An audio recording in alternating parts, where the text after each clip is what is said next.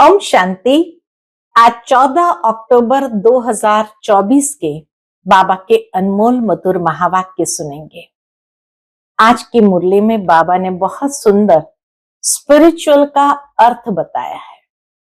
बाबा कहे, दुनिया में लोग कहते हैं कि हम स्पिरिचुअल है, परंतु स्पिरिचुअल का मतलब क्या है? जो इंसान देह अभिमान के वश है वो कभी स्पिरिचुअल हो ही नहीं सकता है। इसीलिए बाबा कहे, बाबा आकर के सच्चे अर्थ में हमें स्पिरिचुअल बनाते हैं, अर्थात देह भान से मुक्त करते हुए स्वयं को आत्म स्थिति में स्थित होने की प्रेरणा देते हैं। जितना जितना देही अभिमानी बनते जाएंगे उतना हम स्पिरिचुअल बनते जाएंगे। तो सुनते हैं आज के बाबा के अनमोल मधुर महावाक्य। ओम शांति। मीठे बच्चे, hear no evil, see no evil, talk no evil. यहां तुम सत्संग में बैठे हो, तुम्हें मायावी कुसंग में नहीं जाना है। कुसंग लगने से ही संशय के रूप में घुटके खाते हैं। आज की मुरली से प्रश्न है, इस समय किसी भी मनुष्य को स्पिरिचुअल नहीं कह सकते हैं। क्यों? उत्तर है, क्योंकि सब देही अभिमानी है। देह अभिमान वाले स्पिरिचुअल कैसे कहला सकते हैं? स्पिरिचुअल फादर तो एक ही निराकार बाप है, जो तुम्हें भी देही अभिमानी बनने की शिक्षा देते हैं। सुप्रीम का टाइटल भी एक बाप को ही दे सकते हैं। बाप के सिवाय सुप्रीम कोई भी कहला नहीं सकते। ओम शांति। बच्चे जब यहां बैठते हो तो जानते हो बाबा हमारा बाबा भी है, टीचर भी है और सतगुरु भी है। तीन की दरकार रहती है, पहले बाप, फिर पढ़ाने वाला टीचर और फिर पिछाड़ी में गुरु। यहां याद भी ऐसे करना है क्योंकि नई बात है ना। बेहद का बाप भी है, बेहद माना सबका। यहां जो भी आएंगे कहेंगे ये स्मृति में लाओ। इसमें किसको संशय हो तो हाथ उठाओ। ये बात स्मृति में लाना है कि बेहद किसको कहा जाता है। बाबा कहे, इसमें किसको संशय हो तो हाथ उठाओ। ये वंडरफुल बात है ना। जन्म जन्मांतर कभी ऐसा कोई मिला होगा जिसको तुम बाप, टीचर, सतगुरु समझो, सो भी सुप्रीम। बेहद का बाप, बेहद का टीचर, बेहद का सतगुरु, ऐसा कभी कोई मिला? सिवाय इस पुरुषोत्तम संगम युग के कभी मिल न सके। इसमें कोई को संशय हो तो हाथ उठावे। यहां सब निश्चय बुद्धि होकर बैठे हैं। मुख्य है ही ये तीन। कौन तीन है? बेहद का बाप नॉलेज भी बेहद की देते हैं। बेहद की नॉलेज तो ये एक ही है। हद की नॉलेज तो तुम अनेक पढ़ते आए हो। कोई वकील बनते हैं, कोई सर्जन बनते हैं, क्योंकि यहां तो डॉक्टर, जज, वकील आदि सब चाहिए ना। वहां तो दरकार नहीं। कहां? स्वर्ग में तो बाबा कहे दरकार नहीं है। क्यों? क्योंकि वहां दुख की कोई बात ही नहीं है। तो अब बाप बैठ बेहद की शिक्षा बच्चों को देते हैं। बेहद का बाप ही बेहद की शिक्षा देते हैं। फिर आधा कल्प कोई शिक्षा तुमको पढ़ने की नहीं है। एक ही बार शिक्षा मिलती है जो 21 जन्मों के लिए फलीभूत होती है, अर्थात उनका फल मिलता है। वहां तो डॉक्टर, बैरिस्टर, जज आदि होते नहीं। यह तो निश्चय है ना। बरोबर ऐसे है ना। वहां दुख होता नहीं, कर्म भोग होता नहीं।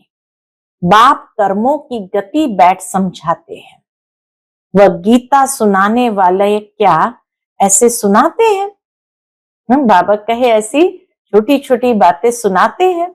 बाप कहते मैं तुम बच्चों को राजयोग सिखाता हूं।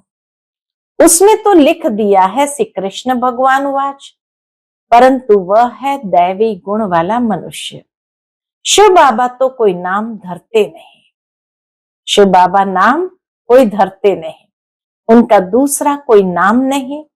बाप कहते हैं मैं ये शरीर लोन लेता हूं, ये शरीर रूपी मकान हमारा नहीं है, यह भी इनका मकान है, ब्रह्मा बाबा का मकान है, खिड़कियां आदि सब है।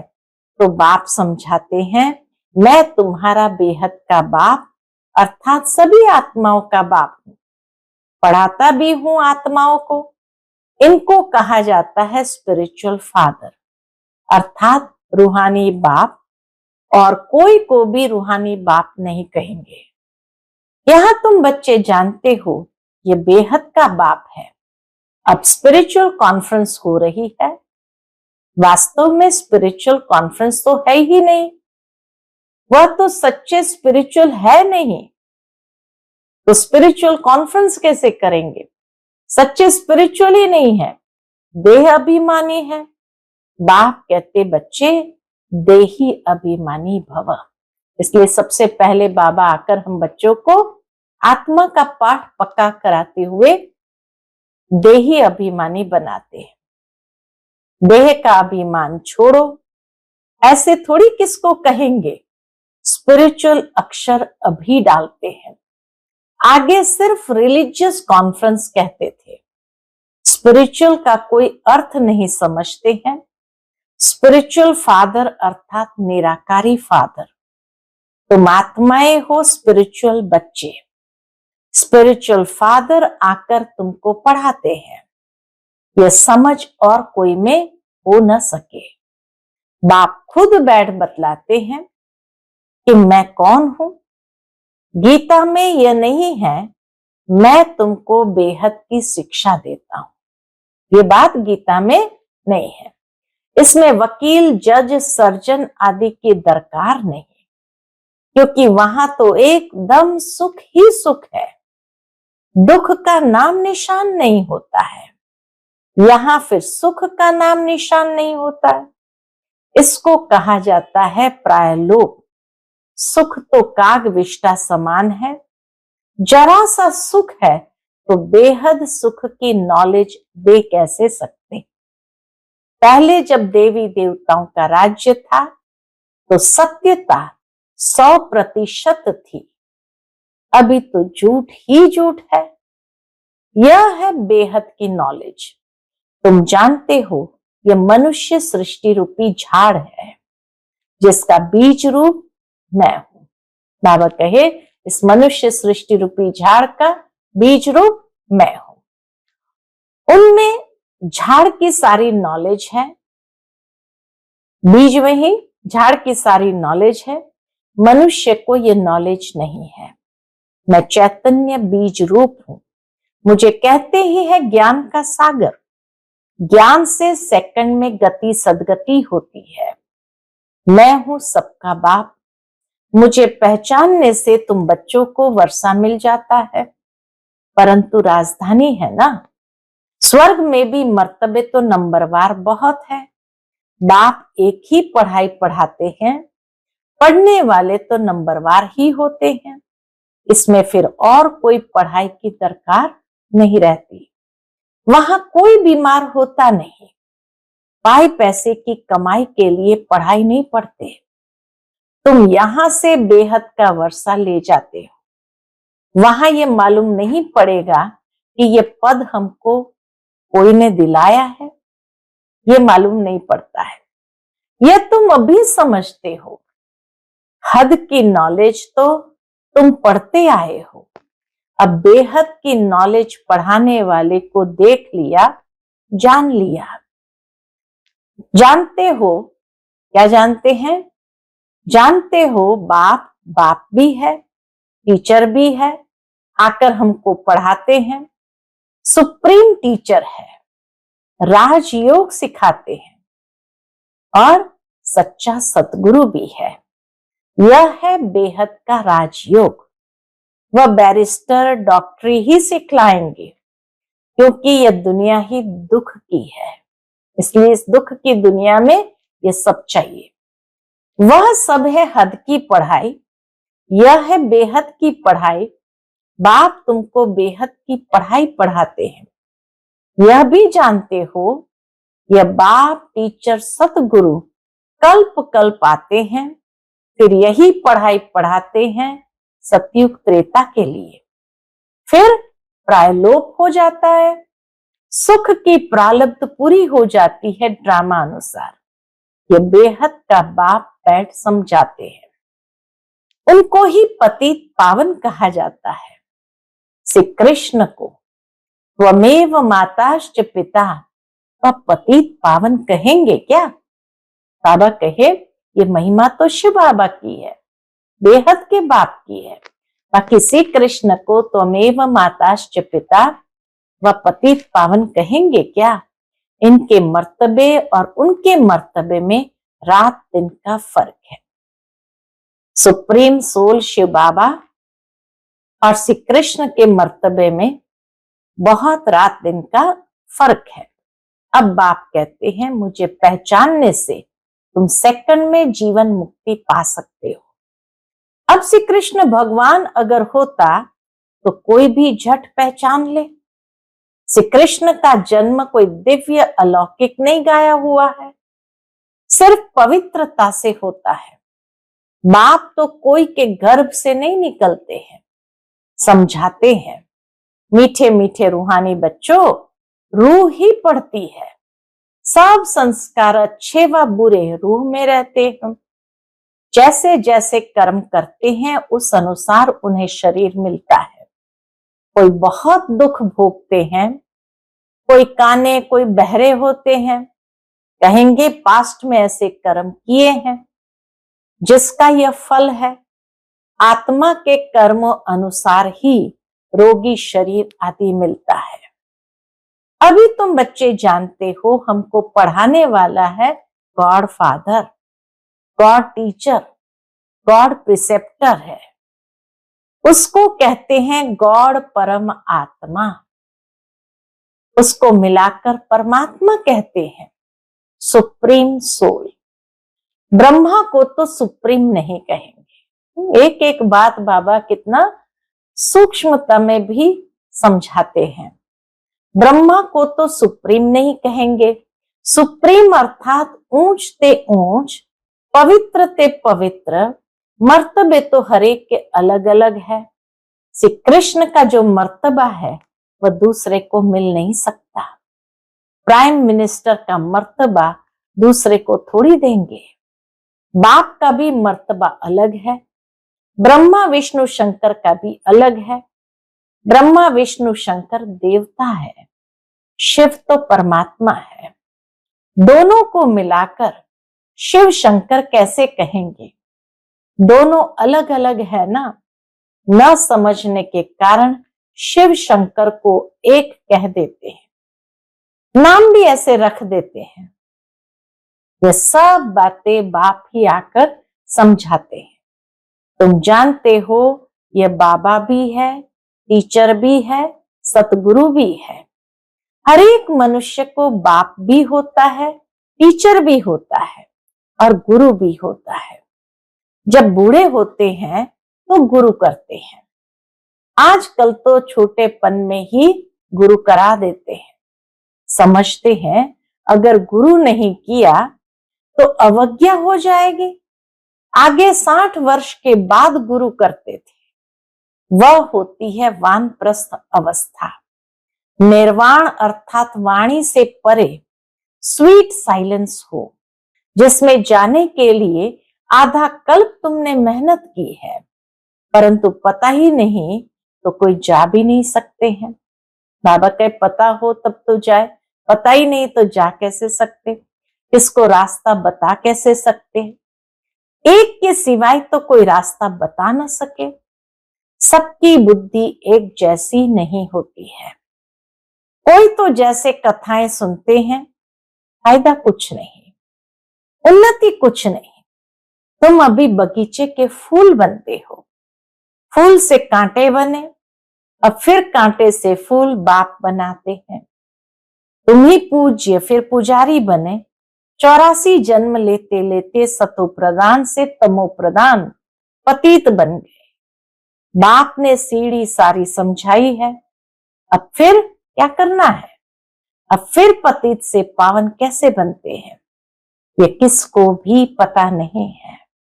हाँ, ये चक्र बाबा कहे पतित से पावन होने का, पावन से पतित होने का, ये किसको भी पता नहीं। गाते भी है ना, हे पतित पावन आओ, आकर हमको पावन बनाओ। फिर पानी की नदियां, सागर आदि को पतित पावन समझ क्यों जाकर स्नान करते हैं? एक तरफ बुलाते हैं कि पतित पावन सीताराम, तो बाबा कहे फिर नदियों के पास या सागर के पास जाकर उसको क्यों पतित पावनी समझते हैं और जाकर स्नान करते हैं? गंगा को पतित पावनी कह देते हैं, परंतु नदियां भी कहां से निकली? सागर से ही निकलती है ना। यह सभी सागर की संतान है, तो हर एक बात अच्छी रीति समझने की होती है ना। बाबा जो भी बातें समझाते हैं उसको अच्छी रीति समझने की होती है, तो हर एक बात अच्छी रीति समझने की होती है। यहाँ तो तुम बच्चे सत्संग में बैठे हो, बाहर कुसंग में जाते हो तो तुमको बहुत उल्टी बातें सुनाएंगे, फिर ये इतनी सब बातें भूल जाएगी। कुसंग में जाने से गुटखा खाने लग पड़ते हैं। संशय का तब मालूम पड़ता है, बाबा कहे संशय का तब मालूम पड़ता है जब कुसंग में जाकर के गुटखा खाने लग पड़ते हैं, परंतु यह बातें तो भूलनी नहीं चाहिए। बाबा हमारा बेहद का बाबा भी है, टीचर भी है, पार भी ले जाते हैं, इस निश्चय से तुम आए हो। वह सभी है जिस्मानी लौकिक पढ़ाई, लौकिक भाषाएं, यह है अलौकिक। बाप कहते हैं मेरा जन्म भी अलौकिक है। मैं लोन लेता हूं, पुरानी जुत्ती लेता हूं, सो भी पुराने ते पुरानी, सबसे पुरानी, सबसे पुरानी है यह जुत्ती ब्रह्मा बाबा की। बाप ने जो लिया है इसको लॉन्ग बूट कहते हैं। बॉम्बे में चौपाटी पर एक लॉन्ग बूट बना हुआ है, तो बाबा कभी कभी जाते थे बॉम्बे में और चौपाटी पर पैदल करने जाते थे, तो इसीलिए बाबा कहते बच्चे ये ब्रह्मा बाबा भी शिव बाबा का लॉन्ग बूट है। ये कितनी सहज बात है, यह तो कोई भूलने की नहीं है, परंतु माया इतनी सहज बातें भी भुला देती है। बाप बाप भी है, बेहद की शिक्षा देने वाला भी है, जो और कोई दे न सके। बाबा कहते हैं बल जाकर देखो कहां से मिलती है ये शिक्षाएं, कहां से मिलती है? सब है मनुष्य, वह तो ये नॉलेज दे न सके। भगवान एक ही रथ लेते हैं जिसको भाग्यशाली रथ कहा जाता है, जिसमें बाप की प्रवेशता होती है। पद्मा पदम भाग्यशाली बनाने, बिल्कुल नजदीक का दाना है। ब्रह्मा बाबा शिव बाबा के बिल्कुल नजदीक का दाना है। फिर ब्रह्मा सो विष्णु बनते हैं, शिव बाबा इनको भी बनाते हैं। बाबा कहे शिव बाबा इनको भी बनाते हैं, तुमको भी इन द्वारा विश्व का मालिक बनाते हैं। हम ब्रह्मा बाबा को तो बनाते हैं, लेकिन ब्रह्मा बाबा के द्वारा हम बच्चों को भी बनाते हैं। विष्णु की पूरी स्थापन होती है, इसको कहा जाता है राजयोग, राजा स्थापन करने लिए। अभी यहां तुम सुन तो सब रहे हैं, परंतु बाबा जानते हैं बहुतों के कानों से बह जाता है। कोई धारणा कर और सुना सकते हैं, उनको कहा जाता है महारथी। सुनकर फिर धारण करते हैं, औरों को भी रुचि से समझाते हैं। महारथी समझाने वाला होगा तो झट समझेंगे, घोड़ेसवार से कम यादें से और भी कम। ये तो बाप जानते हैं कौन महारथी है, कौन घोड़ेसवार है। अब इसमें मूंझने की तो बात ही नहीं। परंतु बाबा देखते रहते हैं, बच्चे मूंझते हैं, फिर जुट के खाते रहते हैं, आंखें बंद कर बैठते हैं। कमाई में कभी गुटका आता है क्या? जुटका खाते रहेंगे तो फिर धारणा कैसे होंगी? उबासी से बाबा समझ जाते हैं ये थका हुआ है। कमाई में कभी थकावट नहीं होती है। उबासी है उदासी की निशानी। समझा? उबासी है उदासी की निशानी। कोई न कोई बात के गुटके अंदर खाते रहने वालों को उबासी बहुत आती है। अभी तुम बाप के घर में बैठे हो तो परिवार भी है, टीचर भी बनते हैं, गुरु भी बनते हैं, रास्ता बताने के लिए। मास्टर गुरु कहा जाता है, तो बाप का राइट हैंड बनना चाहिए ना, जो बहुतों का कल्याण कर सकते हैं। धंधे सभी में है नुकसान, बिगर धंधे नर से नारायण बनने के। बाकी सब धंधे में है नुकसान, सिर्फ नर से नारायण बनने के धंधे में है फायदा। सभी की कमाई खत्म हो जाती है। नर से नारायण बनने का धंधा बाप ही सिखलाते हैं। तो फिर कौन सी पढ़ाई पढ़नी चाहिए? जिनके पास धन बहुत है वह समझते हैं स्वर्ग तो यहाँ ही है। बापू गांधी ने राम राज्य स्थापन किया। अरे दुनिया तो ये पुरानी तमो प्रधान है ना, और ये दुख बढ़ता जाता है। इनको राम राज्य कैसे कहेंगे? मनुष्य कितने बेसमझ बन पड़े हैं। बेसमझ को तमो प्रधान कहा जाता है और समझदार को सतो प्रधान। तो बेसमझ को तमो प्रधान कहा जाता है, समझदार होते हैं सतो प्रधान। ये चक्र फिरता रहता है, इसमें कुछ भी बाप से पूछने का नहीं रहता। हर बात बाबा ने इतनी स्पष्ट समझा दी, जो बाबा का कुछ भी पूछने का रहता ही नहीं। बाप का फर्ज है रचता और रचना की नॉलेज देना, वह तो देते रहते हैं। मुरली में सब समझाते रहते हैं, सभी बातों का रिस्पॉन्स मिल जाता है। बाकी पूछेंगे क्या? बाप के सिवाय कोई समझा ही नहीं सकते, तो पूछ भी कैसे सकते? यह भी तुम बोर्ड पर लिख सकते हो, एवर हेल्दी एवर वेल्दी 21 जन्म के लिए बनना है तो आकर समझो। एवर हेल्दी एवर वेल्दी 21 जन्मों के लिए बनना है तो आकर समझो। अच्छा, मीठे मीठे सिकिलदे बच्चों प्रति माता पिता बाप दादा का याद प्यार और गुड मॉर्निंग। रूहानी बाप की रूहानी बच्चों को नमस्ते। हम सभी रूहानी बच्चों की रूहानी माता पिता बाप दादा को याद प्यार गुड मॉर्निंग और नमस्ते नमस्ते। शुक्रिया बाबा, शुक्रिया। आज की मुरली से धारणा के लिए मुख्य सार है। पहली पॉइंट, बाप जो सुनाते हैं उसे सुनकर अच्छी तरह धारण करना है। दूसरों को रुचि से सुनाना है। एक कान से सुन दूसरे से निकालना नहीं है। कमाई के समय कभी उबासी नहीं लेनी है। दूसरी पॉइंट, बाबा का राइट हैंड बन बहुतों का कल्याण करना है। नर से नारायण बनने और बनाने का धंधा करना है। नर से नारायण बनने और बनाने का धंधा करना है। आज का बाप दादा का मधुर वरदान हम बच्चों के प्रति है, किसी के व्यर्थ समाचार को सुनकर इंटरेस्ट बढ़ाने के बजाय फुल स्टॉप लगाने वाले पर मत से मुक्त भव। किसी के व्यर्थ समाचार को सुनकर इंटरेस्ट बढ़ाने के बजाय फुल स्टॉप लगाने वाले पर मत से मुक्त भव।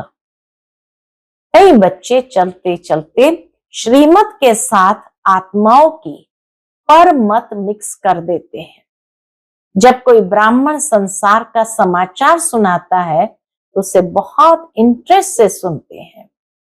कर कुछ नहीं सकते और सुन लेते हैं। तो वह समाचार बुद्धि में चला जाता, फिर टाइम वेस्ट होता है। चिंतन चलता है तो टाइम वेस्ट होता है। इसलिए बाप की आज्ञा है, सुनते हुए भी नहीं सुनो। अगर कोई सुना भी दे तो आप फुल स्टॉप लगाओ। जिस व्यक्ति का सुना उसके प्रति दृष्टि व संकल्प में भी घृणा भाव नहीं हो, तब कहेंगे पर मत से मुक्त। आज का स्लोगन है, जिनकी दिल विशाल है उनके स्वप्न में भी हद के संस्कार इमर्ज नहीं हो सकते। जिनकी दिल विशाल है उनके स्वप्न में भी हद के संस्कार इमर्ज नहीं हो सकते। अच्छा, ओम शांति।